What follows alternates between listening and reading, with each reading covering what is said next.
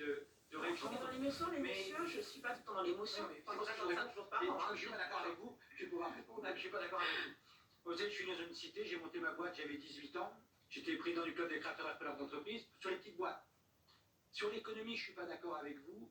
Il y a eu des choses qui ont été faites et globalement, je trouve que c'est assez injuste. Globalement. Après, il faut regarder parce qu'ils ont beaucoup aidé les très grosses entreprises. Et pour les petites boîtes comme les nôtres, moi j'avais que 5 salariés, c'était compliqué parce qu'on a l'impression qu'on a le droit à rien et que pour faire des dossiers, c'est compliqué. Vous avez une boîte de quoi, vous, pardon? J'écrivais les journaux pour enfants pour qu'ils mangent bien, ça s'appelait Feuilles de chou, pour apprendre aux enfants à bien manger. Voilà. Et donc, et notamment, les enfants de quartier, on faisait des recettes pour apprendre les pays du monde à travers la cuisine, parce que la cuisine, ça permet de connaître un peu mieux l'autre. Et donc vous sentiez que les Et je petites sentais- entreprises il y avait- moins il y avait aidaient que les quelque grandes? chose. Pareil pour les artisans. Pareil pour l'artisan, lui, c'est toujours très compliqué pour lui parce qu'il n'a pas le temps. Il n'a pas le temps d'aller faire plein de paplards.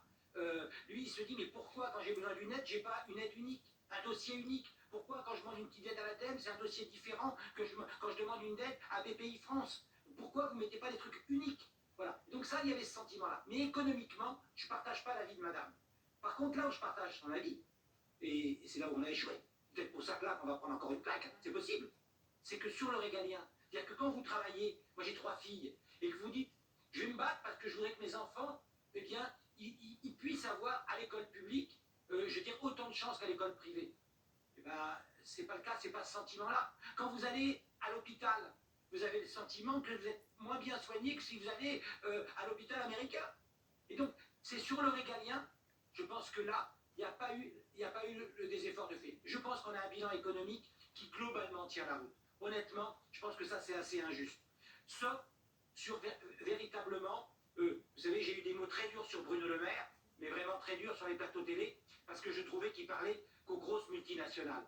Et notre tissu est fait de PME, d'artisans, de commerçants, de petites entreprises avec auto-entrepreneurs, auto-entrepreneuses, et ça, ils ne savaient pas leur parler. On était comme si on parlait qu'aux multinationales avec Choose France, auquel on faisait venir que les gros.